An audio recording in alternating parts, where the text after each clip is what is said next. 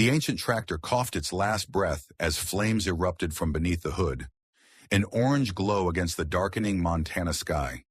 Just another dying thing in a valley full of them.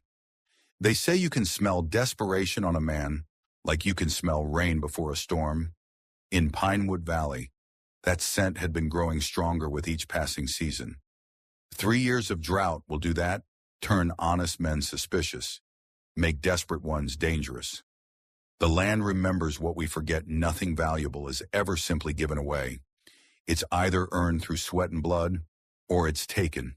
And someone was taking Pinewood Valley, acre by acre, drop by precious drop. It takes a certain kind of man to stand his ground when everything around him is crumbling. A man who's seen enough of death to know exactly what's worth dying for. And it takes a certain kind of woman to walk straight into a stranger's life and change its course forever, especially when she's carrying secrets as dangerous as the storm clouds gathering over the mountains. The ancient tractor sputtered and coughed, black smoke billowing from its rusted exhaust pipe. Jack Sullivan wiped his weathered brow with the back of his hand, leaving a streak of grease across his forehead. His back screamed in protest as he bent over the engine once more. The familiar burning sensation shooting down his left leg, a souvenir from Fallujah that never quite healed right. "Come on, you stubborn piece of," Jack muttered, giving the wrench one final turn. The tractor responded with a threatening rumble before a bright orange flame suddenly erupted from the carburetor. Jack stumbled backward, his combat instincts still sharp despite the 20 years since his discharge. The flame licked higher, threatening to catch the dry hay scattered across the garage floor. "Damn it!" Jack lunged for the fire extinguisher hanging on the wall, ignoring the protest from his back. He yanked the pin and aimed the nozzle, the white foam dousing the flames just as they began to spread. His heart pounded in his chest as adrenaline coursed through his veins, the same rush he'd felt during ambushes and firefights decades ago. When the danger had passed, Jack leaned against the workbench, breathing heavily. At 58, these moments reminded him that he wasn't the young Marine he once was. The tractor, like everything else on the Sullivan family farm, was falling apart.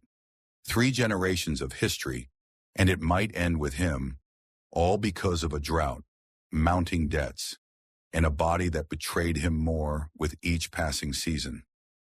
The distant sound of tires on gravel pulled Jack from his thoughts. Visitors were rare in this remote corner of Pinewood Valley, especially in October when the tourist season had long ended and the winter winds were beginning to bite. Curious, he limped to the barn door and squinted down the long dirt driveway. A sleek black SUV had pulled off the main road about a quarter-mile from the farmhouse. Even from this distance, Jack could tell it was one of those luxury models, a Range Rover or something similar, completely out of place among the pickup trucks and farm equipment that normally traverse these roads. The driver's door opened, and a figure emerged, pacing beside the vehicle with what appeared to be a phone held to their ear. Jack was about to return to his failed repair job when a movement in the tree line caught his eye. His body tensed instinctively. A large brown shape was moving through the trees, heading toward the stranded vehicle. "Christ," Jack muttered, recognizing the distinctive hump of a grizzly's shoulders. The bears were getting bolder as their habitats shrank, venturing closer to farms and roads in search of food before hibernation. Without hesitation, Jack grabbed his rifle from the gun cabinet, threw it in his truck, and sped down the driveway, gravel spraying from beneath the tires. The traveler, a woman he could now see, was oblivious to the danger, still focused on her apparently futile attempt to get phone reception. As Jack pulled up, the bear emerged from the tree line, now fully visible and moving with purpose toward the SUV. The woman, finally noticing the approaching truck, lowered her phone with a look of relief that quickly turned to confusion as Jack skidded to a stop and jumped out with his rifle. "Get in your car," he shouted, raising the weapon to his shoulder. The woman turned, following his gaze and froze at the sight of the massive grizzly now less than 50 yards away and closing.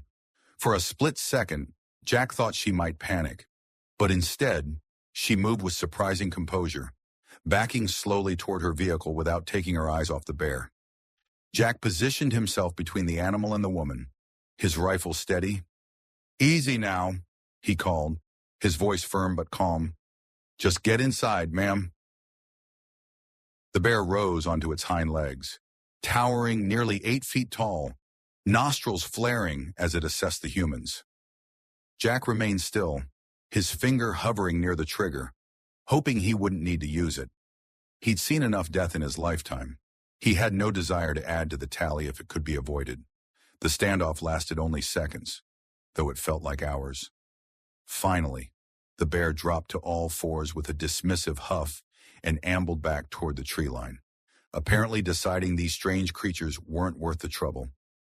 Jack waited until the animal had disappeared into the forest before lowering his rifle. Only then did he turn to the woman, who stood with her back against the SUV, her breath coming in controlled, measured intervals. "You all right?" he asked. She nodded, her composure impressive. "Yes, thank you."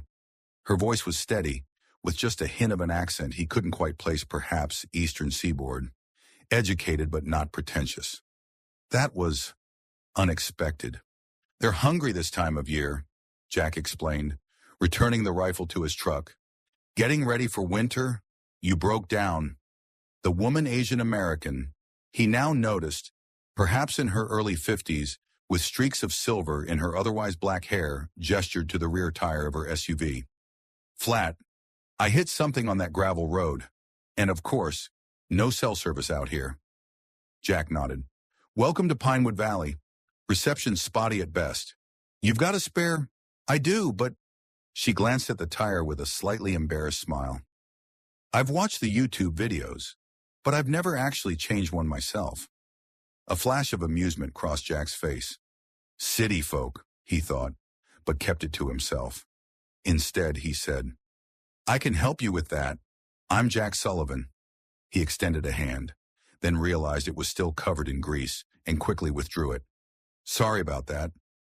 "Olivia," she replied, offering her own hand anyway. "Olivia Chen. And please, don't apologize. You just saved me from a bear. A little grease is the least of my concerns." Her handshake was firm, confident, not what he'd expected from someone who couldn't change a tire. Jack set to work, retrieving the spare and Jack from the SUV's compartment. As he worked, Olivia stood nearby, watching with interest rather than hovering anxiously as he might have expected. "You live around here, Mr. Sullivan?" she asked. "Jack," he corrected. "And yes, that's my farm up the road. Sullivan family's been there since 1937. It's beautiful country," Olivia commented, gazing at the mountains that frame the valley, their peaks already dusted with early snow. Pristine, untouched, almost. Jack grunted as he loosened a stubborn lug nut. Gets less pristine every year. Developers buying up land, corporations moving in. Drought doesn't help either. He wasn't sure why he was sharing this with a stranger, but something about her attentive silence encouraged it. 3 years now?" she asked. Jack glanced up, surprised by her knowledge. "That's right. 3 years of barely enough rain. How'd you know?" Olivia gestured vaguely. "I read a lot.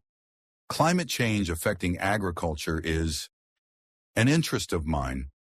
As Jack finished changing the tire, he noticed the sun beginning to set behind the mountains, the temperature already dropping with the fading light. "That should get you to town," he said, standing with a suppressed wince as his back protested. "But Mike's garage will be closed by now. Won't open until 8 tomorrow." Olivia checked her watch and frowned. "I see. Is there a motel nearby?" Jack almost laughed. "Nearest motel's in River Point, 30 miles south. Pinewood's just a general store, post office, and about 200 people who don't much care for change." "Oh." Olivia looked at her SUV, then back toward the darkening road. "I don't suppose there's a restaurant where I could wait. Get something to eat at least." "General store closes at 6, Jack said, then hesitated, an internal debate raging briefly before his ingrained sense of hospitality won out. "Look, I was about to make dinner. Nothing fancy, but you're welcome to join me. You can charge your phone Figure out your next move. Safer than driving these roads after dark if you're not familiar with them.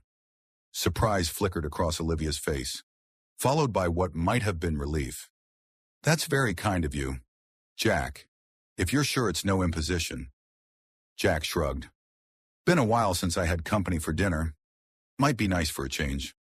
They drove separately, Olivia following Jack's battered pickup up the winding driveway to the farmhouse.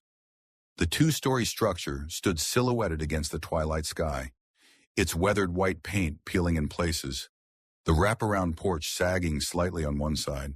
To Jack, it was simply home, with all its flaws and history. He wondered briefly how it appeared to outside eyes. As they parked, Jack's border collie, Scout, raced from the porch to greet them, barking enthusiastically. "Don't worry, he's friendly," Jack called as he climbed from his truck. "Just doesn't get many visitors these days." Olivia smiled, kneeling to greet the dog, who immediately sniffed her hand before allowing her to scratch behind his ears.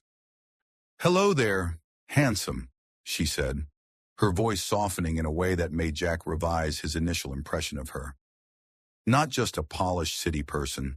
Then, the interior of the farmhouse was sparse but clean, with furniture that had seen decades of use but was well maintained. Family photos lined the walls. Jack in his Marine uniform, an older couple that must be his parents, and a younger man in Army fatigues who bore a striking resemblance to Jack. "Your brother?" Olivia asked, noticing Jack's gaze lingering on the photo. "Yeah," Jack replied, his voice tight. "Michael. Died 5 years ago. Afghanistan." He didn't elaborate, and Olivia didn't press, a courtesy that Jack appreciated. "Kitchen's this way," he said, leading her through to a large room dominated by a sturdy oak table. "Nothing fancy, like I said, but there's an outlet for your phone by the window." As Olivia plugged in her device, Jack opened the refrigerator and began pulling out ingredients.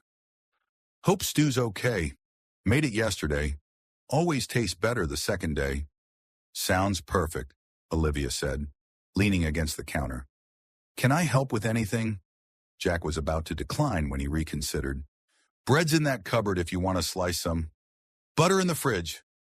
They worked in companionable silence for a few minutes, the simple domestic routine strangely comfortable despite their brief acquaintance.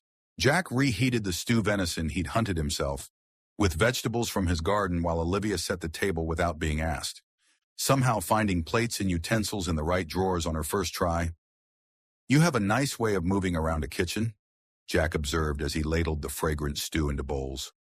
"Like you know your way around," Olivia smiled, a fleeting expression that transformed her reserved features. "I've spent time in many kitchens, different countries, different homes. You develop a sense for where things belong." "Different countries." Jack placed the bowls on the table. "What do you do, if you don't mind me asking?" Olivia seemed to consider her answer carefully. "I write," she said finally, "about people, places, the real America, not just the tourist version." "And that brings you to Pinewood Valley," Jack raised an eyebrow. "Not much to write about here. Sometimes the most interesting stories are in the places people overlook." Olivia took a spoonful of stew and her eyes widened. "This is delicious." "My mother's recipe," Jack said, unable to keep a note of pride from his voice. "One of the few things I can cook properly." As they ate, the conversation flowed more easily than Jack would have expected. Olivia asked thoughtful questions about the farm, the community, the challenges of rural life that suggested a genuine interest rather than urban curiosity. Jack found himself talking more than he had in months, perhaps years, sharing the history of the valley, the struggles of local farmers, and eventually, the precarious state of his own farm. "The drought's only part of it," he explained, pushing his empty bowl aside. "Michael left debt when he died. Medical bills, mostly. The Army doesn't cover everything, and he wasn't right after he came back. PTSD, bad, self-medicated with whatever he could get his hands on. Suma." "I'm sorry," Olivia said softly, and something in her tone made Jack believe she truly was. That must have been incredibly difficult. Jack nodded, surprised at himself for revealing so much. Bank's patient, but not forever. Got about 30 days before they start foreclosure proceedings. And the other farmers, are they in similar situations? Some worse, some better. Thompson's already sold to River Corp, big agricultural conglomerate buying up land for pennies on the dollar. Peterson's hanging on by a thread. The young ones, they're leaving. Can't blame them. Not much future in farming these days. Olivia's expression grew thoughtful. Yet you stay. It wasn't a question, but Jack answered anyway. It's home. 4 generations of Sullivans worked this land. Dad died thinking I'd pass it to my kids someday. He gave a short, humorless laugh. Never found the right woman. Never had those kids. Now it'll end with me, one way or another. A comfortable silence fell between them, broken only by the ticking of the old grandfather clock in the hallway and Scout's occasional sighs from his bed in the corner. It's getting late, Jack said finally, glancing at the window where darkness had fully descended. Guest room's made up, if you want to stay. Save you driving to River Point in the dark. Olivia looked surprised by the offer. That's very generous, but I wouldn't want to impose. No imposition, Jack assured her. Room's just sitting there empty. Clean sheets, private bath, better than a motel, and a hell of a lot cheaper. After a moment's hesitation, Olivia nodded. Thank you. I'd appreciate that. Jack showed her to the guest room, a simple space with a queen bed, wooden dresser, and a window overlooking the eastern fields. Bathroom's through there, he said, gesturing to a door. Towels in the cabinet. I'm an early riser, but sleep as long as you need. Coffee will be ready whenever you come down. This is lovely, Olivia said, setting her small overnight bag on the bed. You're very kind to a stranded stranger. Jack shrugged. Country hospitality. Not much left of it these days, but some traditions are worth keeping. He paused at the door. Good night, Mr. Chen. Olivia, please, she corrected with a smile. And good night. Jack. Thank you again. As Jack headed to his own room, he found himself puzzled by the events of the day. There was something about Olivia Chen he couldn't quite place a depth, a perceptiveness that didn't fit with the image of a lost traveler. Her questions had been too specific, her interest too focused. Getting paranoid in your old age. Sullivan, he muttered to himself as he prepared for bed. Still, years in combat had taught him to trust his instincts, and his instincts whispered that there was more to Olivia Chen than met the eye. Despite his suspicions, Jack slept soundly for the first time in weeks. The constant worry about the farm temporarily eased by the simple pleasure of shared conversation and the unexpected comfort of having another person under his roof. Morning arrived with the first pale streaks of dawn filtering through Jack's bedroom window. He rose with practiced efficiency, the routine of decades ingrained in his muscles despite the protests of his aging body. Dressing in worn jeans and a flannel shirt, he made his way quietly downstairs, mindful of his guest. The kitchen was cold, and Jack busied himself building a fire in the old wood stove that served as both heater and cooking surface during the colder months. Once the flames were crackling steadily, he set about making coffee, the rich aroma soon filling the room. Scout scratched at the back door, and Jack let him out, standing for a moment on the porch as the dog raced across the frost-covered yard. The mountains loomed in the distance, majestic and indifferent to the struggles of the small figures who lived in their shadow.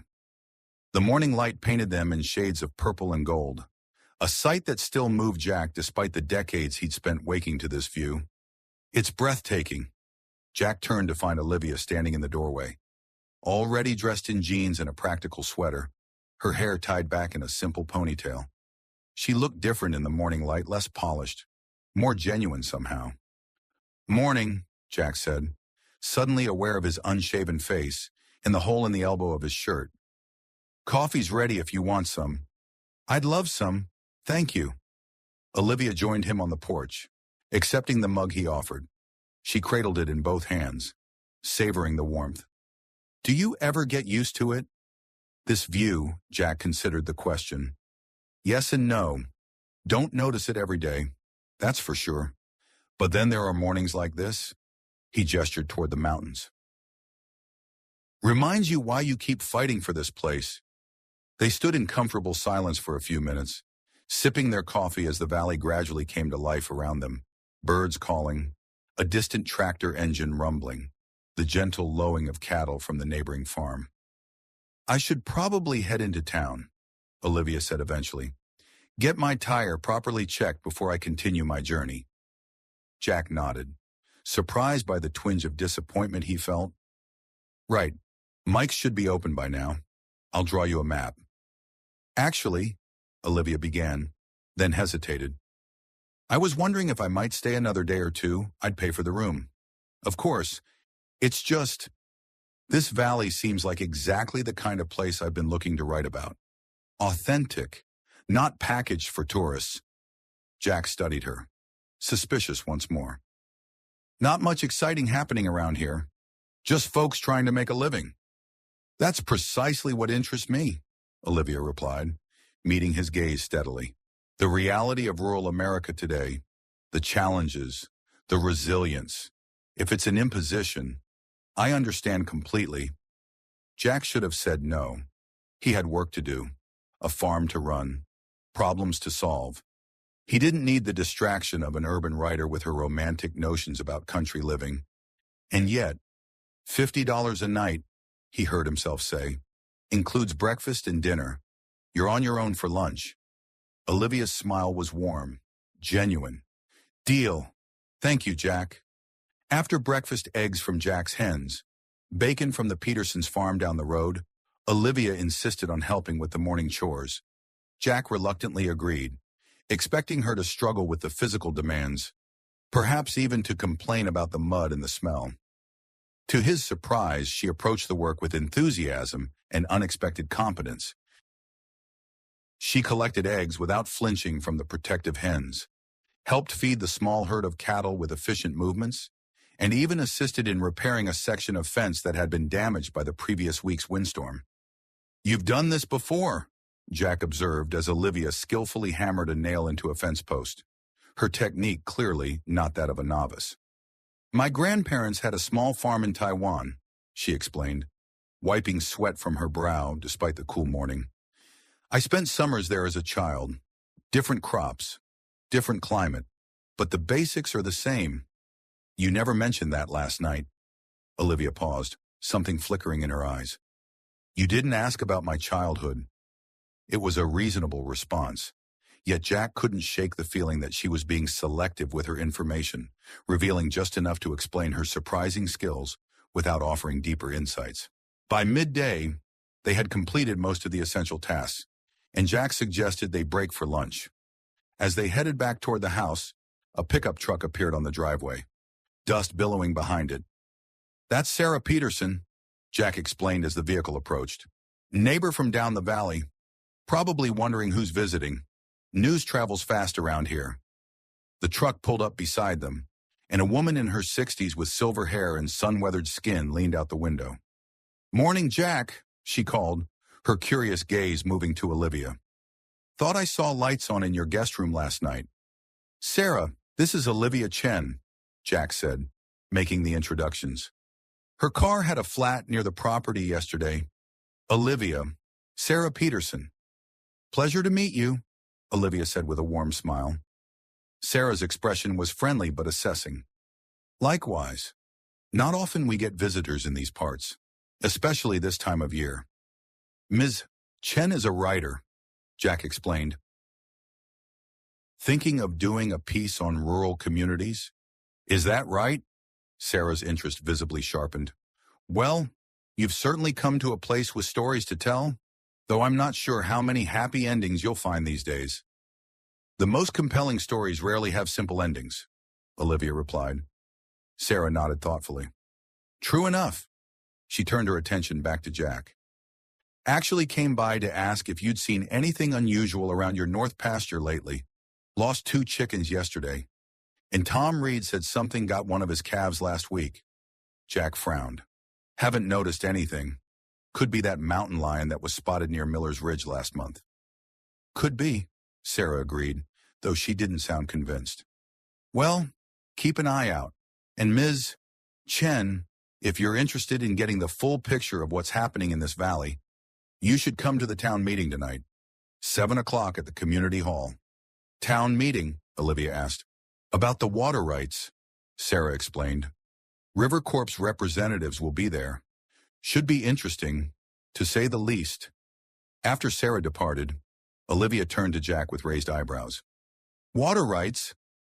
Jack sighed, running a hand through his graying hair. Long story. Let's get some lunch first. Over sandwiches at the kitchen table, Jack explained the situation, how the prolonged drought had made water access increasingly critical, how River Corp had been buying up properties and, with them, the historical water rights that were essential for farming in the arid region. They claim they're developing more efficient agricultural techniques, Jack said, his tone making it clear what he thought of that assertion. But rumor has it they're actually planning to divert the water to support new housing developments in River Point, more profitable than farming. And tonight's meeting, they're presenting their proposal for water management. Jack's mouth twisted around the words. Basically telling us how they plan to take what little water is left. Olivia's expression had grown serious, almost intense. Will you go to the meeting? Jack hesitated. Wasn't planning to. These meetings, they're just for show. Decisions have already been made by people with more money and influence than we'll ever have. But if no one speaks up, then nothing changes, Jack interrupted. And if we do speak up, still nothing changes. That's how it works these days. Olivia studied him, her dark eyes penetrating. That doesn't sound like something a Marine would say. Jack stiffened. Being a Marine taught me to pick my battles. Some you can't win, no matter how hard you fight. And this farm, is that a battle you're willing to lose without a fight? The question hung in the air between them, uncomfortably direct. Jack felt a flash of irritation at this stranger's presumption, but beneath it was a deeper discomfort, the recognition that she had touched on a truth he'd been avoiding. Look, he said finally, I appreciate your interest, but you don't understand the realities here. We're not characters in some romantic story about rural America overcoming the odds. We're people with mortgages and medical bills and equipment that breaks down faster than we can afford to fix it. Instead of backing down, Olivia leaned forward. Then help me understand. Come to the meeting tonight. Let me see the whole picture, not just the beautiful mountains and homemade stew, but the real struggles. Isn't that what you think I'm missing? Put that way, Jack found it difficult to refuse. Fine, he conceded. We'll go to the meeting, but don't expect some Hollywood moment where the little guy triumphs over corporate greed. Olivia's smile was oddly enigmatic. I never expect Hollywood endings, Jack. Reality is far more interesting. After lunch, Jack needed to check on the irrigation system in the far field. To his surprise, Olivia asked to accompany him, seemingly genuinely interested in the technical aspects of water management on a small farm. They took Jack's truck, bouncing along the rutted dirt track that cut through the property. Olivia remained silent as they drove, her attention caught by something on her phone, the first time Jack had seen her focus on the device since her arrival. Got reception back? He asked. Olivia glanced up. Comes and goes. Just checking some information about water rights in Montana. Fascinating legal history. Jack gave her a sidelong look. Most people wouldn't find water rights fascinating. I'm not most people, she replied with a slight smile, returning her attention to her phone. They spent the next few hours examining the irrigation system, a network of pipes, pumps, and channels that Jack had been maintaining and modifying for years. The equipment was aging, parts of it dating back to his father's time, but Jack had kept it operational through ingenuity and sheer stubbornness. The main problem is here, he explained, showing Olivia where the primary pipe emerged from the ground near the creek that formed the eastern boundary of his property. Creek levels dropped nearly 2 feet in the past year, pumps having to work twice as hard to get half the water. Olivia knelt beside the pipe, examining the setup with a critical eye. Have you considered a solar-powered pump system? They're more efficient and cost about $5,000. I don't have. Jack finished for her. Yes, I've considered it. There are grants available for sustainable agriculture upgrades, Olivia said, rising to her feet. Federal programs designed specifically for small farms transitioning to more efficient systems? Jack stared at her. How do you know that? For the first time, Olivia looked slightly uncomfortable. I've researched agricultural policy for previous articles. The information is public, just not widely known. Before Jack could press further, a low rumble of thunder sounded in the distance. They both looked up to see dark clouds gathering over the mountains to the west. Storm coming, Jack said, his experienced eye assessing the approaching weather. We should head back. They had just reached the truck when the skies opened, rain pouring down in sheets that reduced visibility to mere feet. Jack drove slowly, the windshield wipers struggling against the deluge, the truck's wheels occasionally slipping in the suddenly muddy track. Haven't seen rain like this in months, he commented, leaning forward to peer through the rain-streaked windshield. Ground so dry it can't absorb it fast enough. Means flash flooding, Olivia finished, her gaze fixed on something ahead. Jack, look. Through the curtain of rain, Jack saw what had caught her attention, a surge of water rushing down from the higher ground, cutting across the track about 100 yards ahead. Even as they watched, the flow widened, deepened, becoming a torrent that would soon make the road impassable. Damn it, Jack muttered, assessing their options. Can't go forward, can't stay here. He turned the truck around, heading back the way they had come. We'll have to take the long way around, up through the north pasture.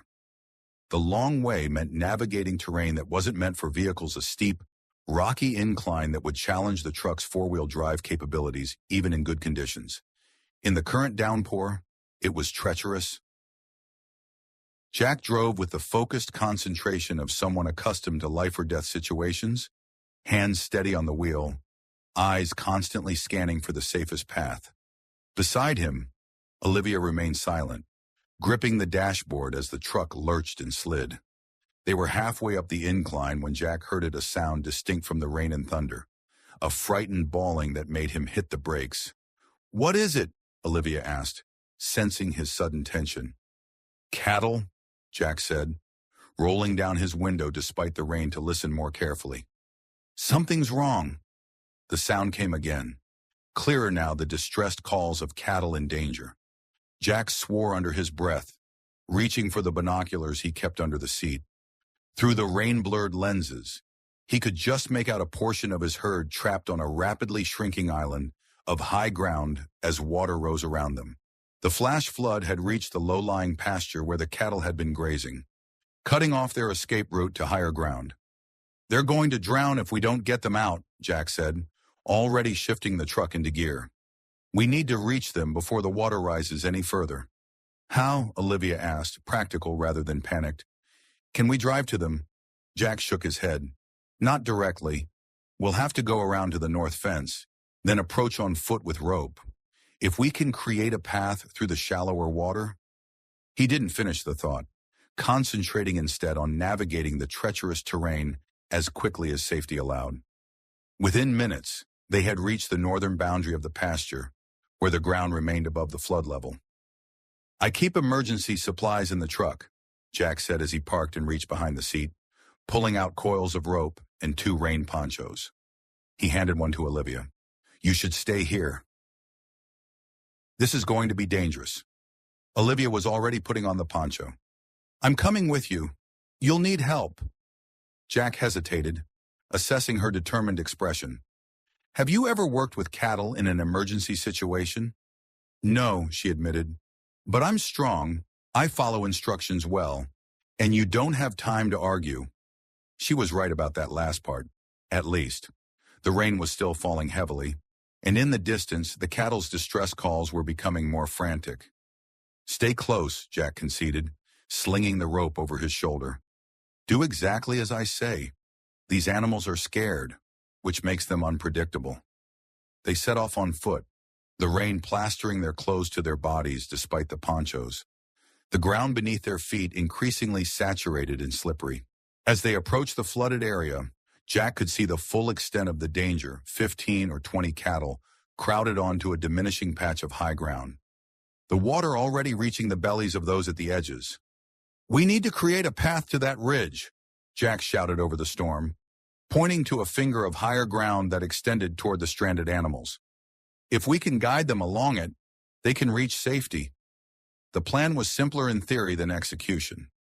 The ridge Jack had identified was partly submerged, invisible to the panicked cattle. They would need to physically guide the animals, one by one if necessary, along the underwater path.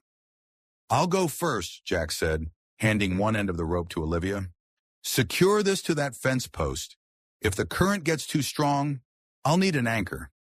Olivia nodded, taking the rope and moving to the fence post with purposeful strides. Jack watched her tie a perfect bowline knot, a sailor's knot. Not a common one, before turning his attention back to the task at hand. The water was cold, the current stronger than it appeared from shore. Jack waited carefully, testing each step before committing his weight, the rope tied securely around his waist. The water rose quickly, soon reaching his chest, forcing him to fight against its pull with each forward movement. Finally, he reached the stranded cattle. Close up, their distress was even more evident, eyes rolling, nostrils flared, bodies trembling with fear and cold. Jack approached the nearest animal, a young heifer, speaking in low, soothing tones despite knowing his words were lost in the storm's fury.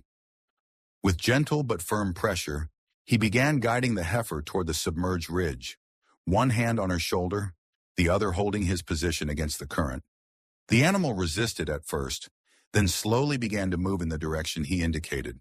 Progress was agonizingly slow. The heifer would advance a few steps, then balk, requiring renewed coaxing. All the while, the water continued to rise, and Jack was acutely aware that time was running out. A sudden movement caught his eye. Olivia, no longer on shore but wading through the floodwaters toward him, another length of rope in her hands. "What are you doing?" he shouted when she was close enough to hear. "I told you to stay back." "You need help," she replied simply, her determination evident in every line of her body. "I watched how you're doing it. I can help with the next one while you continue with this one." Jack wanted to argue, to order her back to safety, but the logic of her proposal was undeniable. With two of them working, they might just save the herd. Alone, he would lose most of them. "Be careful," he conceded. "Stay on the ridge. If you feel the current getting too strong, head back immediately." Olivia nodded, already moving toward another animal. Jack returned his attention to the heifer, continuing the slow process of guiding her to safety.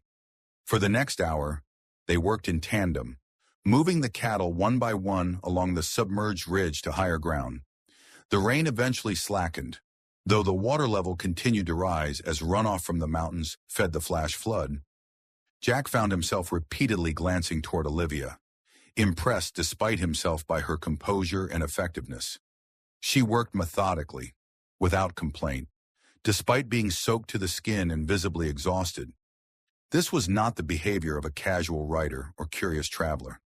This was someone accustomed to crisis, to physically demanding work, to adapting quickly in dangerous situations. By the time they had moved the last animal to safety, both Jack and Olivia were shivering with cold, their muscles aching from the constant struggle against the current. The sky was beginning to clear, patches of blue appearing between the departing storm clouds, but the floodwaters showed no immediate signs of receding. "We need to get back to the house," Jack said, noting the bluish tint to Olivia's lips. "Hypothermia's a real risk." They made their way back to the truck, moving slowly on limbs stiffened by cold and exertion. Jack cranked the heater to its highest setting as soon as they were inside, though the aging system produced more noise than warmth. "That was quite an experience," Olivia said through chattering teeth, attempting a smile. "You did good out there," Jack acknowledged, navigating carefully back toward the farmhouse. "Saved those cattle. Saved a big part of my livelihood." We saved them, Olivia corrected. Teamwork. Jack glanced at her. This enigmatic woman who had appeared in his life less than 24 hours ago and was already challenging his perceptions and expectations. Where did you learn to tie a bowline knot? A brief hesitation. My husband taught me. He was a sailor, among other things. The past tense wasn't lost on Jack. I'm sorry. Olivia looked out the window, her expression distant. It was a long time ago, another lifetime.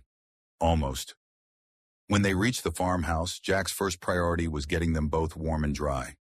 He directed Olivia to the guest bathroom with its ancient but functional water heater, while he used the shower in the main bathroom, the hot water gradually restoring feeling to his numbed extremities.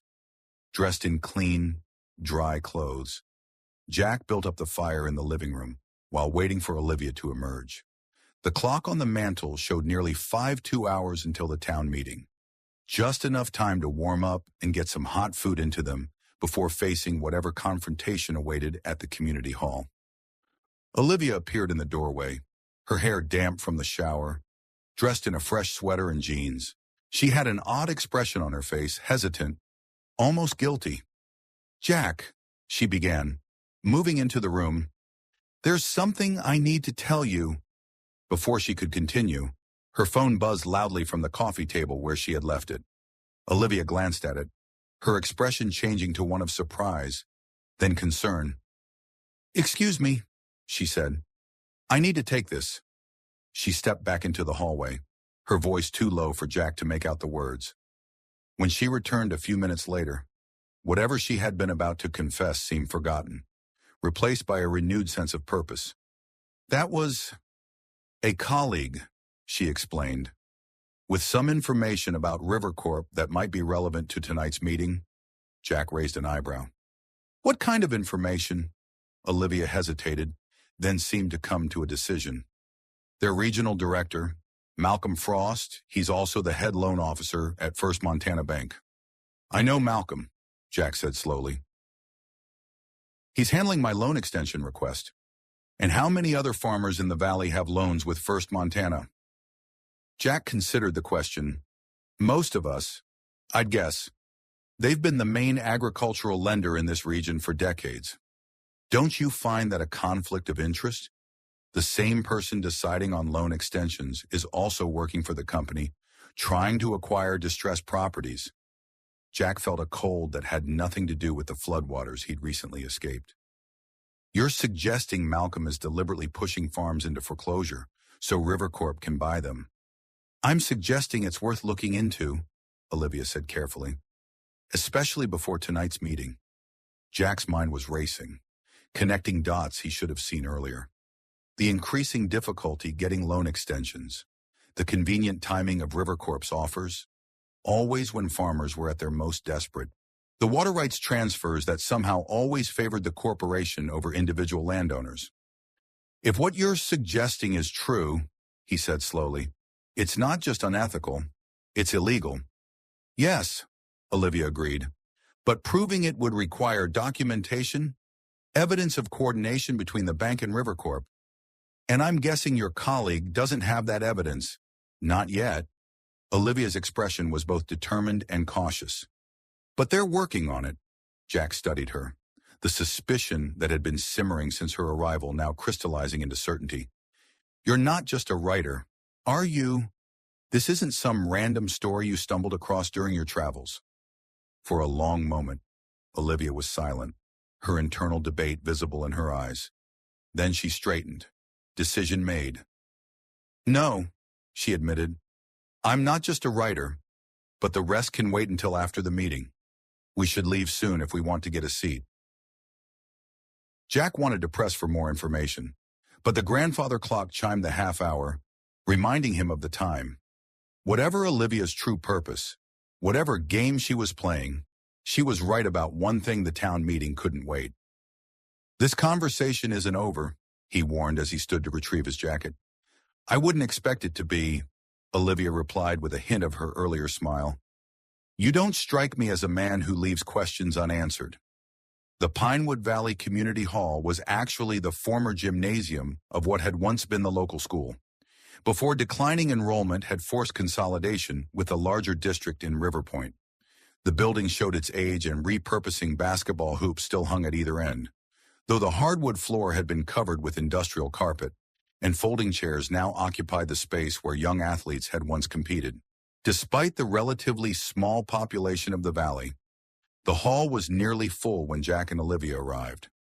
Jack recognized most of the faces of the Peterson family, the Reeds, the Millers, and other farming families whose histories in the valley stretched back generations. Scattered among them were newer residents, mostly retirees who had built homes on smaller parcels, attracted by the valley's natural beauty and lower cost of living compared to more touristy areas of Montana. At the front of the room, a table had been set up with a projector and screen.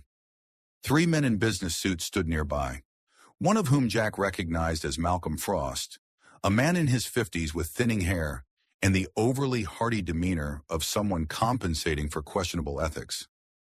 "That's Malcolm," Jack murmured to Olivia as they found seats near the back. "The other two must be from Rivercorp Corporate." Olivia studied the men with an intensity that seemed almost predatory. "The one on the left is Richard Walton, Rivercorp's VP of Acquisitions. The other I don't recognize." Jack glanced at her sharply. "How do you know Walton?" Before Olivia could respond, Sarah Peterson approached, weaving between the rows of chairs to reach them.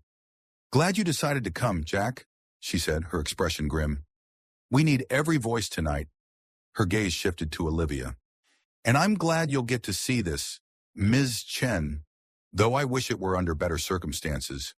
"Please, call me Olivia," Olivia replied warmly, "and I appreciate the invitation. It's important to understand the full context of a community." Sarah nodded, then lowered her voice. "Just a warning, things might get heated. Rivercorp's been making the rounds. Individual meetings with some of the families, offering special arrangements for water access if they support the proposal tonight." "Divide and conquer," Jack said bitterly. "Oldest trick in the book. And still effective," Sarah agreed. "The Millers and Hendersons are leaning toward accepting. Can't blame them with their situations." Before they could discuss further, Mayor Wilson called the meeting to order, his weathered face arranged in an expression of neutral authority that Jack knew was largely performative. The real power in the room lay with the men in suits and the corporation they represented. The meeting began with standard formalities minutes from the previous gathering, updates on road maintenance and the volunteer fire department. Jack found his attention drifting until Malcolm Frost stepped forward to introduce the Rivercorp presentation.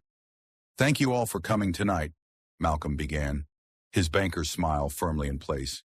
"As many of you know, our region has been facing unprecedented challenges with water access due to the ongoing drought conditions. Rivercorp is here to present a comprehensive solution that will benefit the entire valley community." He gestured to the taller of his companions.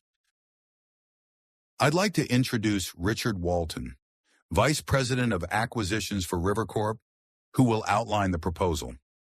Walton stepped forward, a sleek, confident figure with the polished appearance of someone who spent more time in boardrooms than outdoors. "Thank you, Malcolm, and thank you to the Pinewood Valley community for this opportunity to share our vision for a more sustainable future." He launched into a presentation filled with colorful charts and technical terminology, outlining what he called a water optimization strategy that would centralize control of the valley's water resources under Rivercorp's management. "By consolidating water rights and implementing modern distribution systems," Walton explained, "we can increase efficiency by up to 40%, ensuring more consistent access for all users." Jack listened with growing anger, recognizing the corporate doublespeak for what it was a plan to redirect water from family farms to Rivercorp's more profitable ventures. Beside him, Olivia was taking notes on her phone, her expression neutral, but her eyes missing nothing. When Walton opened the floor for questions, the tension in the room was palpable. Sarah Peterson was the first to stand. "Your slides show increased efficiency," she said, her voice steady despite her evident anger. "But they don't show how the water will be allocated, How much goes to existing farms versus River Corp properties? Walton's smile didn't waver. Allocation will be based on a formula that considers historical usage, current needs, and optimal efficiency for the overall system. I can assure you, Mrs. Peterson, that all legitimate agricultural operations will receive adequate water. Define adequate, another farmer called out. And who determines what's legitimate? The questions grew more pointed, the answers more evasive. Jack watched as the community he'd known his entire life divided before his eyes, some arguing passionately against the proposal, others remaining silent, a few even speaking in favor, their eyes avoiding those of their neighbors. Throughout it all, Olivia remained silent, observing, recording. Jack wondered what story she was crafting in her mind, what angle she saw in this all-too-familiar tale of rural America's slow strangulation. Finally, when the discussion had begun to circle back on itself, Jack stood. A surprised hush fell over the room. Jack Sullivan rarely spoke at community gatherings, and never without good reason. "Mr. Walton," he began, his voice carrying the quiet authority that had once commanded Marines in combat zones. "You've talked a lot about efficiency and modernization, but there's something you haven't addressed." He paused, looking around the room, meeting the eyes of people he'd known his entire life. This valley isn't just a collection of properties on a map. It's generations of families who've worked this land, who know every inch of it, who've weathered droughts and floods and hard times before. We've always done it by working together, by sharing resources when necessary, by putting community above profit. Jack turned back to Walton, his gaze unflinching.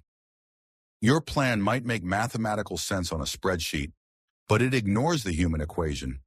It ignores what makes this valley worth fighting for in the first place." A murmur of agreement ran through the room, and Jack saw Malcolm shift uncomfortably. Walton, however, remained unperturbed. "Mr. Sullivan," he responded, his tone condescending, "I appreciate your passionate defense of tradition, but sentiment doesn't irrigate fields. The reality is that the old ways of water management are no longer sustainable in our changing climate. River Corp offers a solution based on science and economics, not nostalgia." "Interesting that you mentioned climate." Olivia's voice cut through the tension, surprising Jack as she rose to her feet beside him. "Because I've been reviewing meteorological data for this region, and something doesn't quite add up." All eyes turned to her, this outsider suddenly inserting herself into a community debate. Walton's expression flickered briefly before his professional mask returned.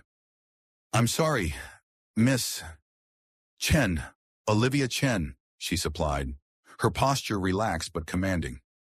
"The drought conditions in this valley are indeed severe, but they're also strangely localized. Surrounding counties have experienced below-average rainfall. Yes, but nothing approaching the extreme conditions reported here, almost as if the water is being diverted somehow." A startled murmur ran through the crowd. Malcolm stepped forward, his face flushing. "Miss Chen, I'm not sure what you're implying, but that's a serious accusation without evidence." "I'm not implying anything," Olivia replied coolly. "I'm simply pointing out a statistical anomaly, one that might be worth investigating before making irreversible decisions about water rights." Jack stared at her, understanding dawning. This was why she had appeared in Pinewood Valley, not for some romantic story about rural America, but because she had already suspected something was wrong with the water situation. Walton recovered quickly, his corporate smile firmly back in place. "We welcome all perspectives, Miss Chen, but anecdotal observations don't override the comprehensive studies River Corp has conducted over the past 3 years. The data supports our approach." "I'd be very interested in reviewing that data," Olivia countered.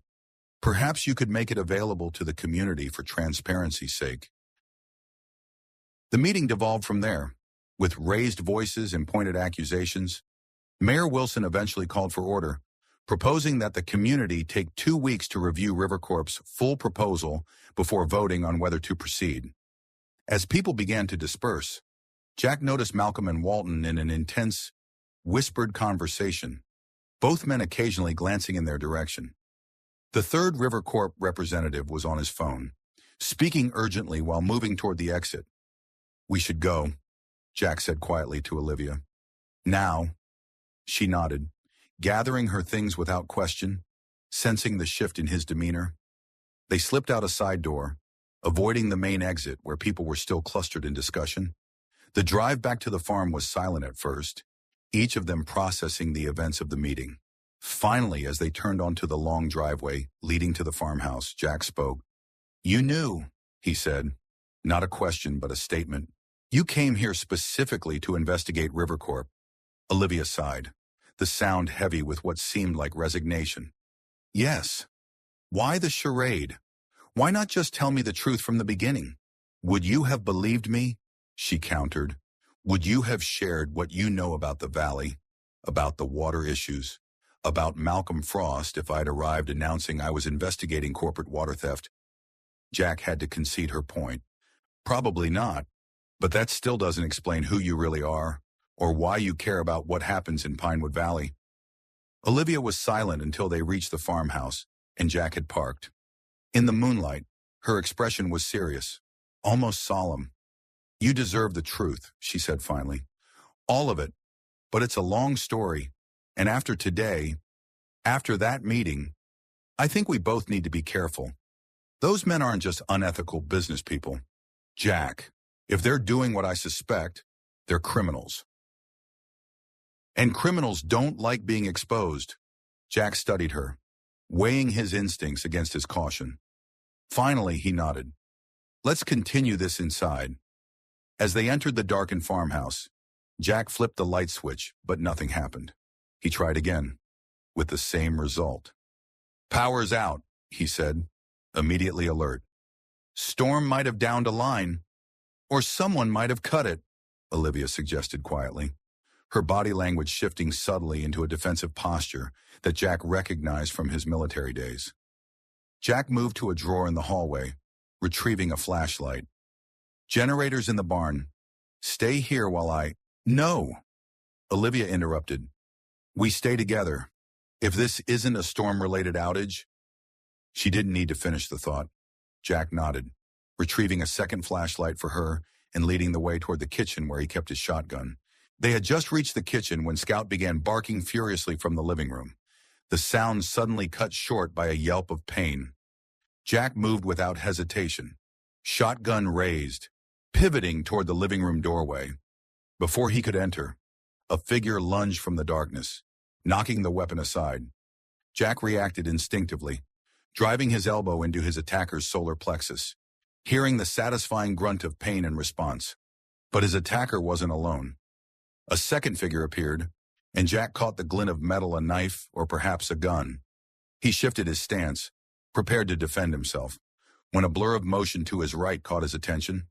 Olivia had moved with astonishing speed and precision, her flashlight beam momentarily illuminating the scene as she engaged the second attacker. Her movements were not those of a rider or casual traveler, but of someone trained in combat, efficient, measured, deadly effective. The flashlight clattered to the floor, plunging the room back into darkness, broken only by the moonlight filtering through the windows. Jack could hear the sounds of struggle, grunts of exertion, the thud of bodies against furniture. His own attacker had recovered, charging forward with the momentum of a larger man confident in his size advantage. Jack sidestepped, using the man's momentum against him, a technique learned in countless hand-to-hand combat drills. The man stumbled, off balance, and Jack delivered a precise strike to the back of his neck, dropping him to the floor. The sound of breaking glass drew Jack's attention back to Olivia. Her attacker had her pinned against the wall, his larger frame attempting to overpower her. But even as Jack moved to help, Olivia executed a maneuver that broke the man's grip, followed by a devastating combination that left him gasping on the floor. For a moment, they stood in the semi-darkness, breathing heavily, alert for additional threats. When none materialized, Jack retrieved his flashlight, illuminating the two prone figures on his living room floor. "They're wearing masks," he observed, kicking away a knife that had fallen from one attacker's hand. Professional job.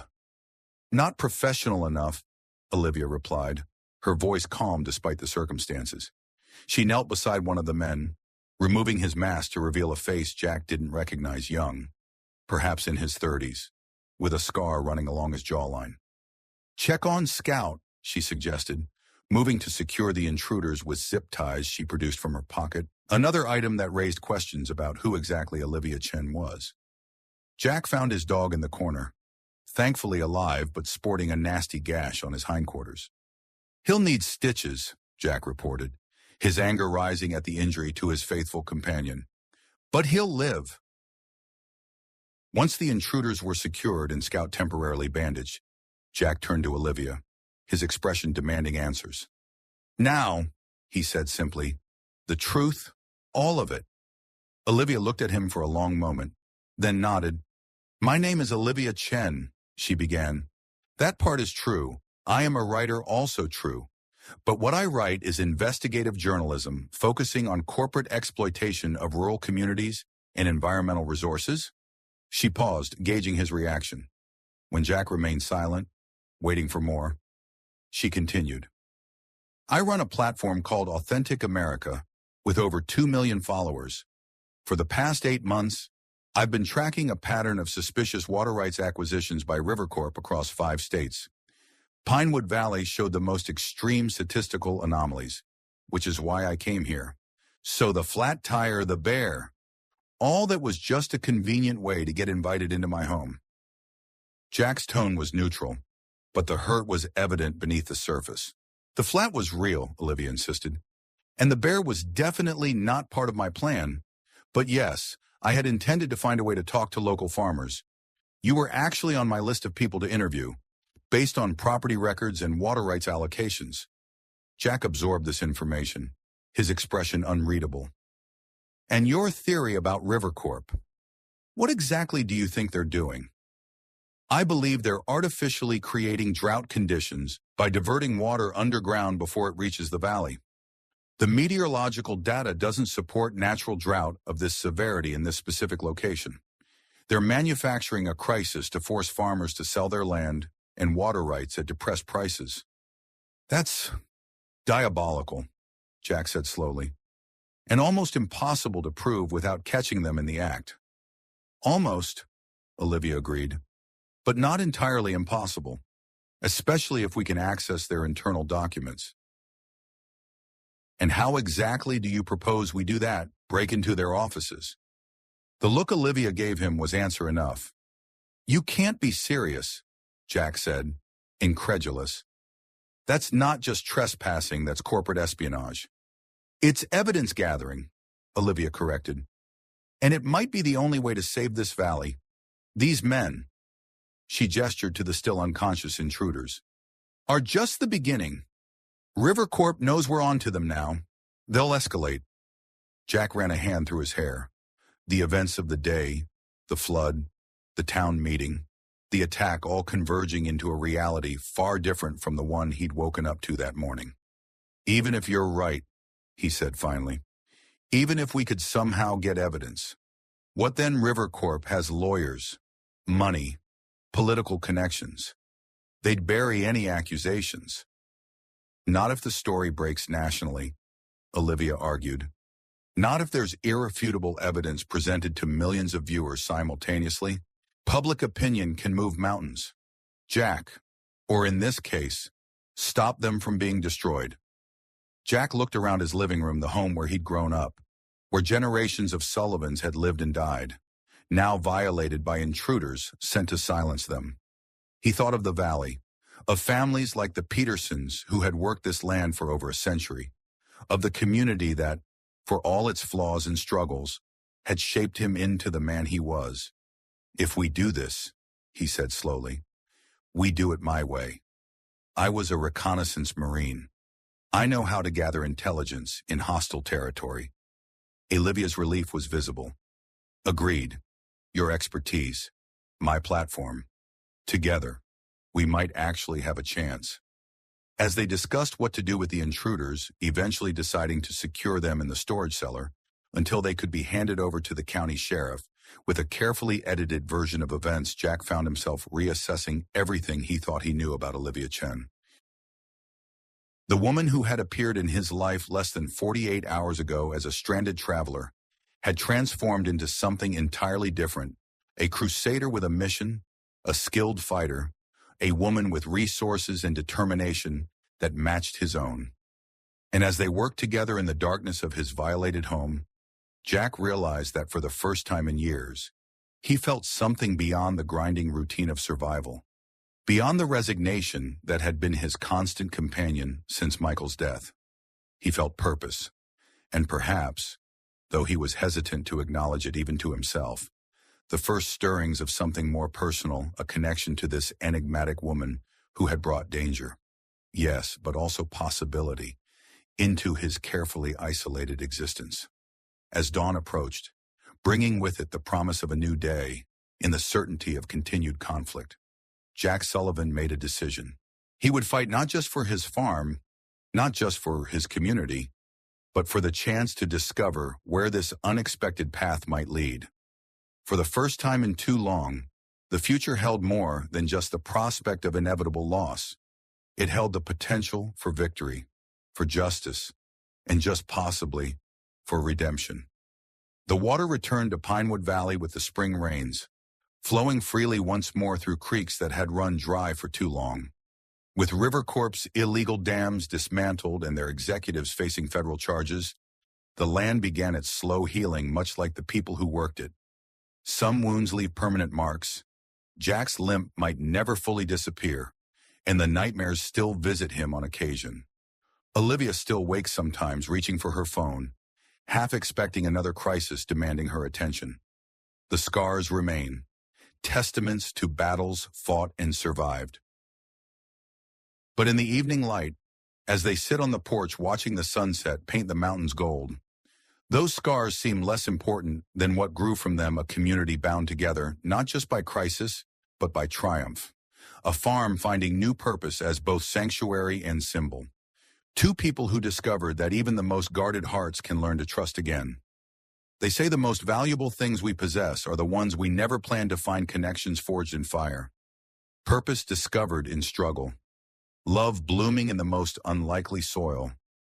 Perhaps that's the true inheritance of places like Pinewood Valley, not just the land itself, but the reminder that even in our most broken moments, we are never beyond repair.